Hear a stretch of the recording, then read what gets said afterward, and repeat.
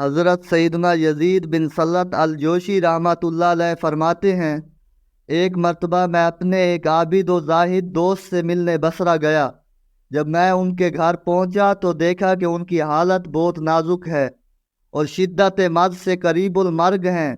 ان کے بچے، زوجہ اور ماں باپ ارد گرد کھڑے رو رہے ہیں اور سب کے چہروں پر مایوسی آیا ہے۔ میں نے جا کر سلام کیا اور پوچھا، آپ اس وقت کیا محسوس کر رہے ہیں؟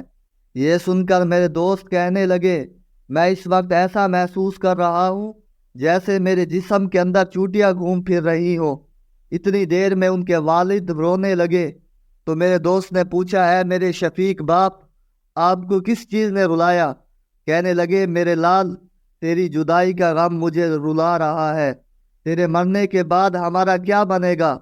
پھر ان کی ماں، بچے اور زوجہ بھی رونے لگی۔ میرے دوست نے اپنی والدہ سے پوچھا، اے میری مہربان و شفیق ماں، تم کیوں رو رہی ہو؟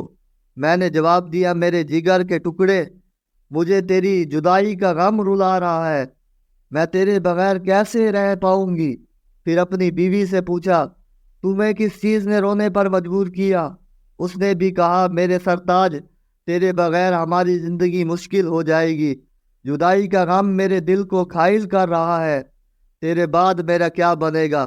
پھر اپنے روتے ہوئے بچوں کو قریب بلایا اور پوچھا، میرے بچوں، تمہیں کس چیز نے رلایا؟ بچے کہنے لگے، آپ کے وصال کے بعد ہم یتیم ہو جائیں گے، ہمارے سر سے سایہ پدری اٹھ جائے گا، آپ کے بعد ہمارا کیا بنے گا؟ آپ کی جدائی کا غم ہمیں رلا رہا ہے۔ ان سب کی یہ باتیں سن کر میرے دوست نے کہا، مجھے بٹھا دو۔ جب انہیں بٹھا دیا گیا تو گھر والوں سے کہنے لگے، تم سب دنیا کے لیے رو رہے ہو، تم میں سے ہر شخص میرے لیے نہیں بلکہ اپنے نفع ختم ہو جانے کے خوف سے رو رہا ہے۔ کیا تم میں سے کوئی ایسا بھی ہے جسے اس بات نے رلایا ہو کہ مرنے کے بعد قبر میں میرا کیا حال ہوگا؟ ان قریب مجھے وحشت ناک تنگ و تاریک قبر میں چھوڑ دیا جائے گا۔ کیا تم میں سے کوئی اس بات پر بھی رویا ہے کہ مجھے مرنے کے بعد منکر و نکیر سے واسطہ پڑے گا؟ کیا تم میں سے کوئی اس خوف سے بھی رویا کہ مجھے میرے پروردگار اللہ عز و جل کے سامنے کھڑا کیا جائے گا؟